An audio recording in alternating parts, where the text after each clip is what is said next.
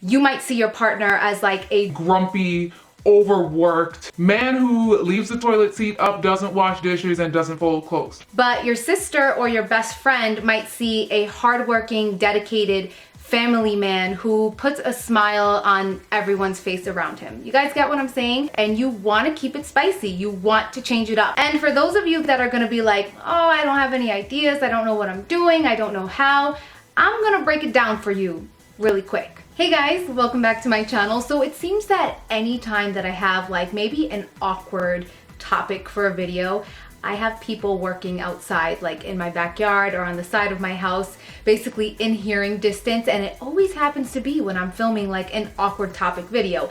It can't ever be when I'm doing like a makeup routine or like a skincare routine. It always has to be for a video like this, which just makes me feel a little bit on edge, like every single word that I'm saying is like hung on to, because I'm not gonna lie, whenever I bring people in here to film with me, I'm always like, you know what, don't worry about it, don't be stressed out. We have full control of editing. I can take out whatever I don't want. It's not like a live audience, but when there's people in like hearing distance from me, the pressure is on just a little bit more. Anyway, I'm gonna take one for the team, and if these guys are listening to what I'm saying in this video, maybe it's the type of advice that they can take home and apply to their wives and their relationships and their lives, because in today's video, we're going to be talking about 10 ways that you can kind of reignite the spark and the passion in, I'm not gonna say a dying relationship, but maybe a relationship that just kind of is lackluster. I feel like when you first get in a relationship, you're in that honeymoon stage, you're so in love with that person, you have those butterfly feelings in your stomach, and it's just overall really exciting. Then the longer than you're with that person, you kind of tend to fall into like an everyday routine and neglect that person in a way that you did not in the beginning. And I know that a lot of you girls write to me about this, and it is something that I personally feel can be resolved, can be fixed, but it's something that you both have to work on together. So this is the first video that I am coming out with a topic like this. I did sit down at the beginning of this month and I was like, okay, it's February, you know what that means, Valentine's Day is coming up. We kind of got to do the typical Valentine's makeup, Valentine's hair, Valentine's outfit videos, but I'm like, you know what? I want to do something different this Valentine's Day. So I'm not going to be doing any of those beauty, fashion type of videos, but basically I want to be coming out with these advice videos. So again, this video right here is going to be how to ignite a spark or the passion in a relationship. I'm also going to be doing how to tell if he's really not that into you. And some of you guys did write in that you wanted to see how to know that he's the one. And also, surprisingly, a lot of you guys requested videos on kind of like sex tips.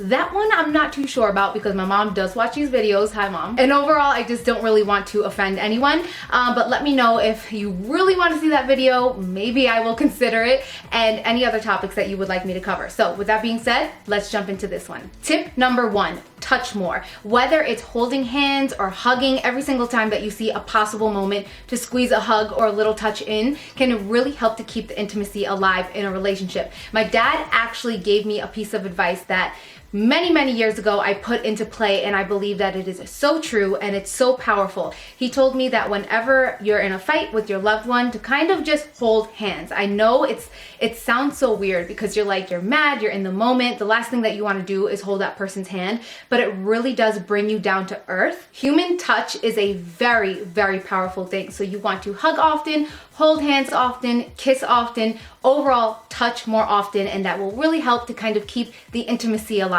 Number 2, leave each other little love notes. Now this is something that I absolutely love doing, and I kind of got Mike into doing it as well, and I will try to kind of slip in stories here and there. For example, advice that my dad gave me, things that I do in my own relationship. So yes, writing little love notes for each other, whether it's something that you're slipping into a lunchbox, because if you're like me, you kind of want to take care of your man and make him lunches. You can leave it on the dashboard of his car, maybe next to his keys or whatever you know that he's grabbing on his way out before he leaves for the morning. I just feel that text messages and emails have really taken over all of our communication, and it doesn't really show any effort. There's something really special about pen on paper. I feel that it is so romantic, and once I started doing that, I noticed my partner did it back, and it's a wonderful way to just start your day, even if it's just something really quick, missing you, thinking about you, can't wait for tonight. 2-3 sentences is all that it takes. Also, if you guys are having one of those days, and I'm not gonna lie, this happens to us all the time, we are some hot-headed people, where you're kind of just clashing, maybe you're both grumpy, you're both just in a mood, if you take a moment to go and read those notes or cards or whatever communication that you guys had with each other on one of those good days, it gives you a nice feeling. Maybe you'll start to forget why you were so mad in the first place, and it's just basically a mood changer. So definitely read those cards and notes and be sure to leave lots of them. Tip number 3 is be more unpredictable. In the beginning, when we start a relationship with someone, you're naturally more spontaneous, and I feel like it's really important to keep that alive no matter how long you're with someone. So for example, me and Mike will say maybe on a Monday or Tuesday night or during the week at 1 or 2 a.m., wake up, hop in our car, take a trip down to the 7-Eleven, get a tub of ice cream, come home, watch a show, like something that we just normally wouldn't do during the week. If that doesn't really work for you because you have a demanding job schedule, you could always say on a Saturday or Sunday have a little staycation where you guys will go to a hotel that's maybe 5 minutes away from your natural habitat where you're at every single day of the week, and you just go to a hotel and have a little staycation. It's a different atmosphere, it's exciting, and it just gives you little things to look forward to. Bottom line is you want to keep life exciting. So just do random little things. They don't have to be extravagant and really out there. Just do little things to keep life interesting. That tip kind of goes hand in hand with tip number 4, and that is schedule moments to look forward to. Now, don't get me wrong. I know that a lot of people work Monday through Friday, and it's really hard to be spontaneous during the crazy work week, and come Saturday and Sunday, you're normally so exhausted from your work week that all you want to do is lay in bed and watch TV, and I love Netflix and chill. Like, that's an amazing thing to me. Don't get it wrong. Netflix and chill is definitely one of life's little pleasures, and I absolutely don't take it for granted, but it's not something that you want to do every single weekend. I think it's really important to make it a point to at least, I would say, 2 times a month, schedule special dates that are different from your norm, whether it's Netflix and chill or dinner and a movie, and those typical kind of routine dates that can get a little bit on the boring side. For example, you guys might want to go to a museum that you've never been to before, or go explore a nearby city. Mike is really into hockey, so we will make an entire day of going to a hockey game, and even though that's something that I'm not really into, we have a little kind of deal where, you know, he'll be able to enjoy his hockey game as long as he gets me whatever food I want, so I'm happy, he's happy. Another thing is I'm really into tea, and I always wanted to go to kind of like a little authentic tea house in the city, so that's something that we have planned coming up for next month. And yeah, you just want to have little things to look forward to out of the ordinary. Number 5 is to be sure to indulge in me time. Now, me personally, I love going to get my hair did, my nails did, I like getting my eyebrows threaded, I like getting my eyelashes permed. Occasionally, I like to indulge in yoga and massages, and I feel like when you feel better about yourself inside and outside, you're overall a more pleasant person to be around, and that is going to extend into your relationship. It will do amazing things for you, I guarantee it. I totally just sounded, do you guys remember that commercial where the guy was like, you're gonna like the way you look? I guarantee it. I totally just reminded myself of him. Okay. Number 6 is purposely miss each other. Anything in too much in abundance, like too much of a good thing, is never good. You need to allow yourselves to have time away from each other to really miss one another. Absence absolutely makes the heart grow fonder, and I would honestly just recommend scheduling a weekend away from each other where you catch up with friends and family separately. I know that I am so used to spending every single weekend with Mike, and we have our little routines, and when he's not there, it really does give me a chance to miss him, and vice versa. I feel like it's so important so that one of you don't take the other one for granted, and you just want to spend a little bit of time away. I'm not saying going on vacation, spending a month away from each other, but just a little bit of time away from each other, and then when you're back together, you can make up for lost time. Number 7, I would say to revisit the earlier days. This is one that is really important for me, and it's a lot easier for me because I do have a vlog channel where we basically documented like the week that we met, moving in with each other, going on vacation, holidays, like all of our important special moments, our very first Valentine's Day together. It's all documented, and when I actually sit down and watch those videos, all of the feelings kind of come back. Now, I'm not recommending for everyone to go out and start a vlog channel because I understand that those are very personal moments that most of us are not going to want to share with the entire world, but I do think it's important to kind of sit down with your partner and just reminisce on those old days. Maybe how you guys first felt, the first time that you laid eyes on each other, or the first time that you guys went on a date with one another. You want to bring back those butterflies in your stomach type of moments. I feel that it is so important to communicate, talk.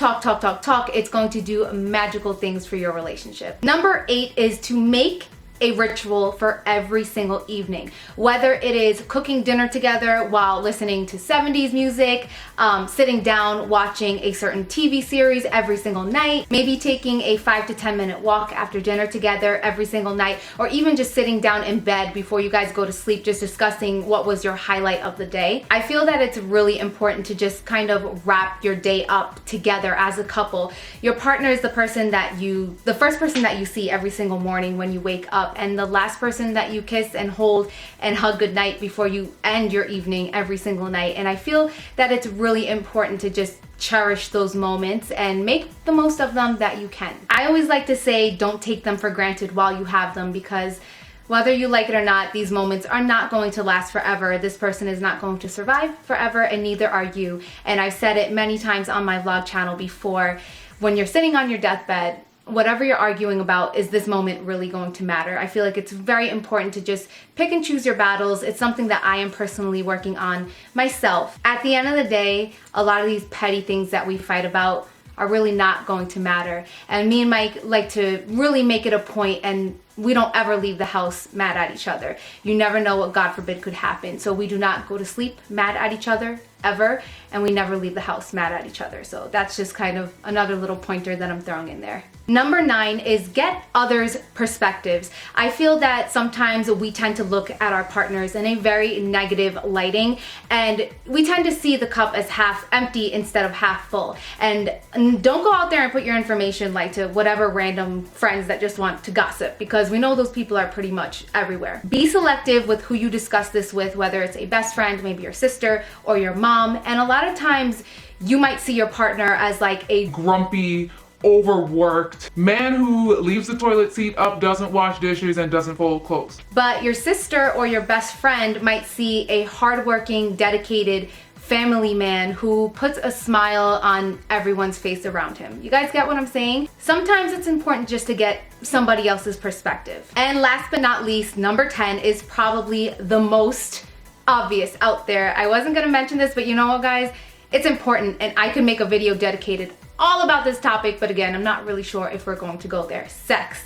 Sex is a very important part of a relationship, and you want to keep it spicy. You want to change it up. And for those of you that are going to be like, oh, I don't have any ideas, I don't know what I'm doing, I don't know how, I'm going to break it down for you really quick. Timing, toys, lingerie, movies, foreplay, fantasies, role-playing, flirtation, positions, location, and key point here, communication. All of that kind of jumbled up together will make you have an amazing sex life. And yes, it is so important. All right, guys, and we are going to go ahead and wrap up this video right here. I hope that this video did give you a little bit of inspiration. If you feel that your relationship is kind of lackluster at the moment, I feel that it's something that is very normal. It's something that you have to work at. You're not gonna have those, I'm not gonna say you don't have those butterfly feelings once you're with somebody for a long time, because I do personally feel that you can still have those feelings and get excited when they come home from work and to get dressed up and go out on dates.